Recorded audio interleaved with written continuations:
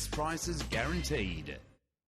Welcome back. Well, another day, another headline from the very busy US President. Donald Trump has this morning wrapped up high-level talks with Sir Keir Starmer, his British counterpart, before he meets with Anthony Albanese in New York next week. Joining us to discuss today's headlines is ALP President Wayne Swan, who joins me in the studio, and Independent MP Monique Ryan. Good to see you as well, Monique. So there is a bit to break down this morning. All right, Wayne, let's start with the hopeful meeting between the President and our Prime Minister Anthony Albanese, which seemingly was confirmed when he scolded the ABC Australia journalist John Lyons. Well, I'm not sure how it happened, but it's good news, but I think it was always going to happen. I think the King actually played a blinder in London when it came to some of those critical issues, the critical issue particularly of AUKUS. No, he sure did, and he mentioned AUKUS as well in his speech, so it's obviously a focus of theirs collaboratively. Yeah, but it's going to be a much wider meeting than just AUKUS. I mean, AUKUS is very important, but there's plenty of other things on the agenda when it comes to the economy, you know, the state of the world. So it's happening? Well, I can't speak for the US President. I don't think anyone can. Can you speak for Albo?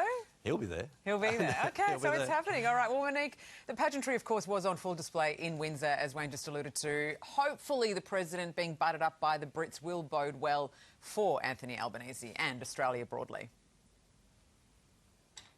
Yeah, I think so. And I think all of Australia will look with interest at the PM's meeting with the President, if that does occur next week in New York. I guess what most Australians would like at this point is some assurances around AUKUS and the deliverables related to that. We know that both the US and the UK are undertaking their own reviews of that arrangement. Many of us in Australia have suggested that our government should do the same. We know that we're putting a huge amount of money into the AUKUS agreement. We'd really like to know that we're going to get something back from that.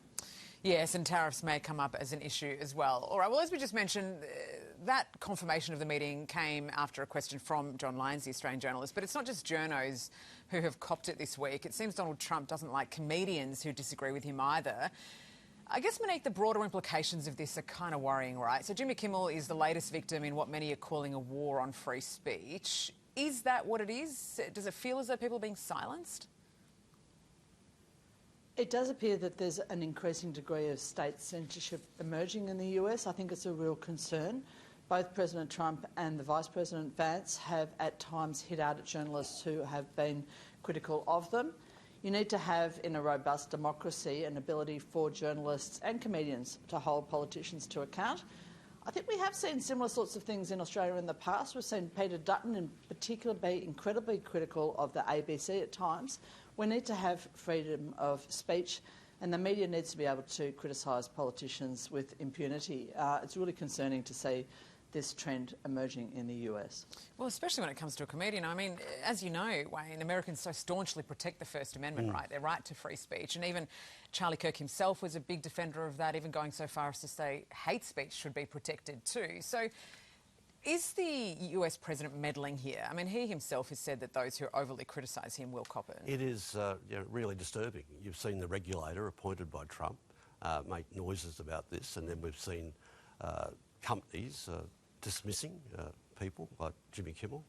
It's incredibly disturbing, and it's a trend towards autocracy, and I think all Australians and people around the world ought to be really concerned about it. There was an example locally with the SBS journalist during Malcolm Turnbull's tenure. So would the government here lean on a media organisation or a journalist? I've never seen it, and if they would try, I think it would be entirely counterproductive, don't you reckon? Yes, I agree with you, Wayne. It absolutely would be. All right, well, let's move on now. And the federal government has announced its much-awaited emissions reduction target for 2035, and it's a range between 62% and 70%. Monique, does it go far enough for you? It doesn't go nearly far enough, Sarah. So the National Climate Risk Assessment, which was released earlier this week, said that a target of 62% would put us on target for 2 degrees of global warming. That would mean that we would lose all of our coral reefs. The science is clear.